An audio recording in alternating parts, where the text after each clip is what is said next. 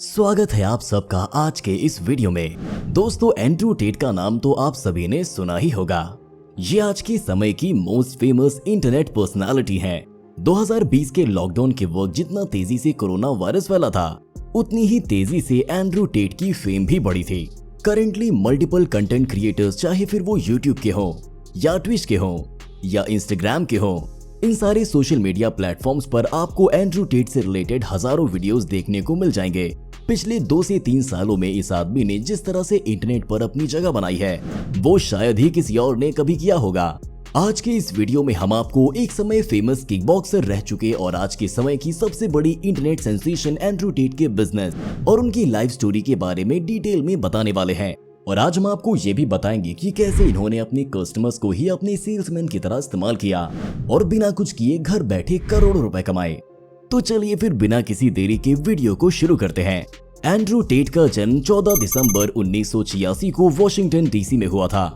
Andrew Tate के father अपने समय के काफी फेमस चेस प्लेयर थे और अपने पापा को चेस खेलता देखकर टेट के अंदर भी चेस को लेकर काफी इंटरेस्ट आ गया था, जिसकी वजह से इन्होंने भी चेस खेलना शुरू कर दिया था। चेस खेलना शुरू करने के कुछ ही दिनों में इन्होंने केवल 15 साल की उम्र में इंडियाना स्टेट चैंपियनशिप जीत ली थी, जो कि उस समय की एक फेमस चेस चैंपियनशिप हुआ करती थी। और अपने बेटे को चेस का चैंपियन बनते देख उनके पापा को भी बहुत अच्छा लग रहा था।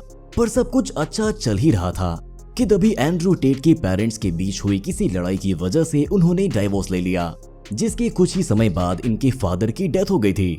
फादर की डेथ के बाद टेट अपनी मम्मी और भाई के साथ इंग्लैंड शिफ्ट हो गए थे, पर इंग्लैंड में चेस का बहुत ज्यादा क्रेज नहीं था, जिसकी वजह से इनके घर का खर्चा अब सिर्फ इनकी मम्मी की कमाई से चल रहा था।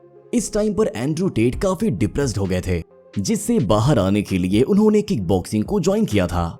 वो लोगों से लड़कर अपने गुस्से और फ्रस्ट्रेशन को बाहर निकालते थे। इन्होंने किक बॉक्सिंग को शुरू तो मजबूरी में किया था, पर कुछ ही समय बाद इनको उसमें मजा आने लगा था और एंड्रू ने इसे अपना प्रोफेशन बनाने की ठानी और वो एक अच्छे किक बॉक्सर बनने के लिए लगातार मेहनत करने लगे। अब वो हफ्ते की 7 दिनों जिम में बिताने लगे थे।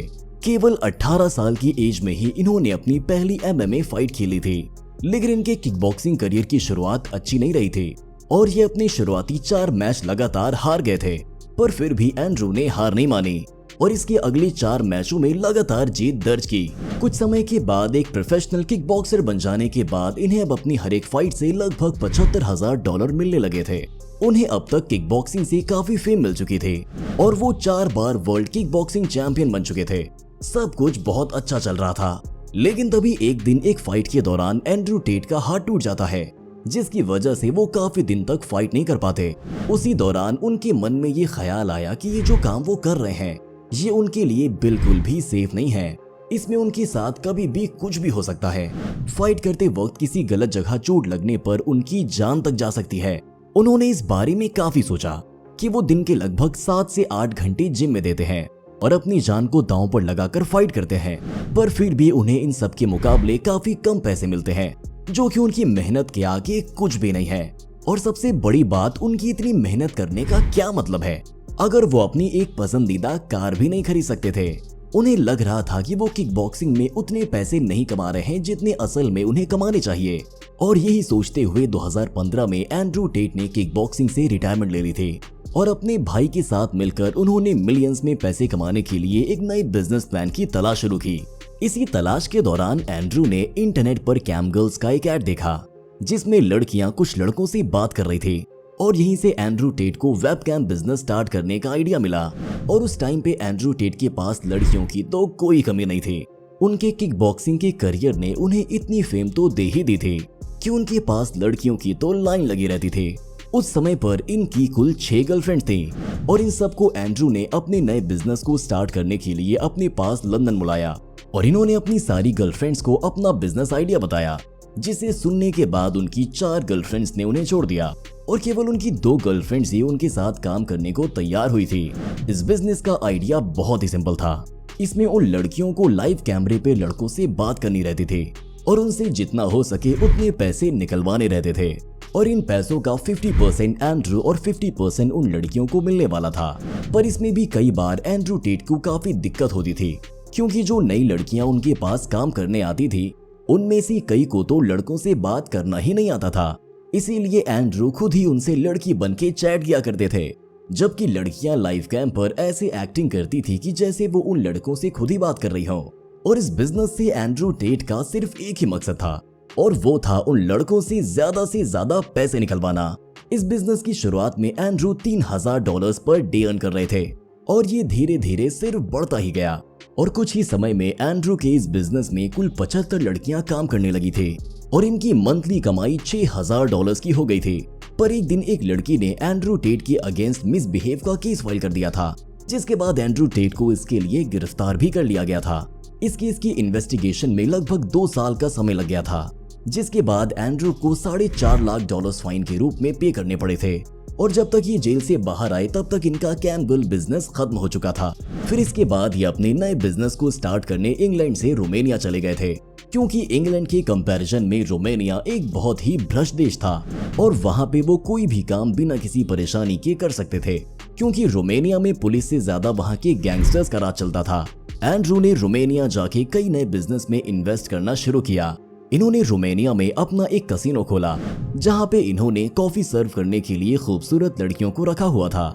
इनका कसिनो का बिजनेस काफी अच्छा चलने लगा था, और अपने इस बिजनेस से एंड्रू एक मिलियनियर बन गए थे। अब वो बहुत ही ज्यादा ऐशो आराम की जिंदगी जी रहे थे। इनके पास 1 या 2 नहीं 10 से भी ज्यादा सुपरकार्स हो चुकी थी।